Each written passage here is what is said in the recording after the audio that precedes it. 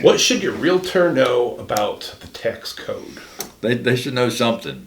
I'm not a CPA, but I'm familiar with a lot of the tax implications when it comes to selling real estate. So you should definitely utilize a broker that knows something about taxes. I mean, if you if you ask me, Eric, what's going to happen to me here, I'm going to always preface it with, I'm not a CPA, but but if somebody goes, oh, I don't know anything about that, that's a little scary. I mean, we're dealing with money. When you deal with money, you should know something about taxes. So, especially with land too. Land has different issues. So, one of the big things is you have to know your basis. You inherit it from mama and daddy, or this is how much you paid for it, and then you sell it. Well, at the time that you came into possession of it, that's your basis. So, and you think it would be real sweet and simple or whatever. So, mom passed away. We got the land in 1993. It was worth 200,000. We're selling it for $1 million now. Our basis was 200,000. Taxable income is 800,000. So, but it can get a little complicated. So there are situations where dad passes away in 1993. We get half interest. Then mom passes away in 2018, and we get the remaining interest. So you have a half interest from 93 that we have to calculate, go through time, and then we have to do another basis from when mom passed away. So it can get a little complicated, but as an ALC, we're authorized by the IRS to give you that basis. We have the ability to go back in time and figure out what it was worth when you came into possession of it. So that's real important.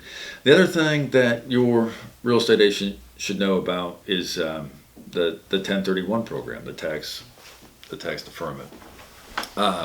So you have a piece of land that you have a $200,000 basis. You sell it for $1 million, $800,000 gain. You can reinvest some or all of that money to avoid the tax now and buy another piece of property and not have to pay income tax or capital gains on that appreciation.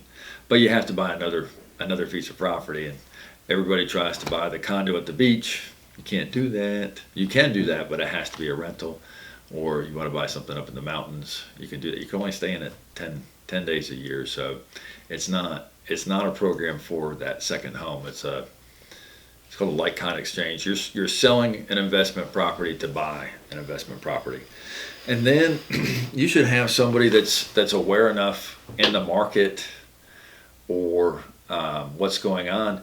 Is a 1031 worth it to you? I have so many people that are so anti-tax. I don't like taxes. I especially don't like taxes this week because I found out what I have to pay. But there are some people that so hate the tax that they're automatically going to buy something in the 1031 so they don't have to pay the tax.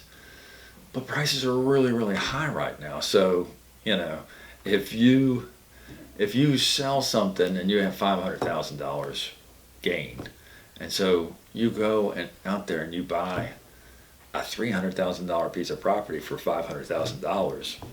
Well, congratulations, you didn't pay a tax, but you haven't accumulated any wealth. You haven't done anything because you overpaid for the property. So it's not. I mean, people get really, really mad when I say this, but it's not always a bad thing to pay a tax. And the capital gains can be.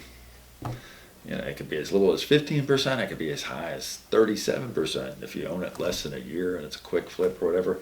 Uncle Sam can get you. But I did have an accountant friend of mine say, oh my gosh, I can't believe I'm going to have to pay 30% on this. And he goes, I will give you 30 cents on every single dollar you give me. He had no problem with it, right? Because, it's hard to pay the tax, but if it's a gain, it's a gain. So, bottom line is, especially if you're doing a land transaction, you should use a real estate broker that has some kind of knowledge of the tax code.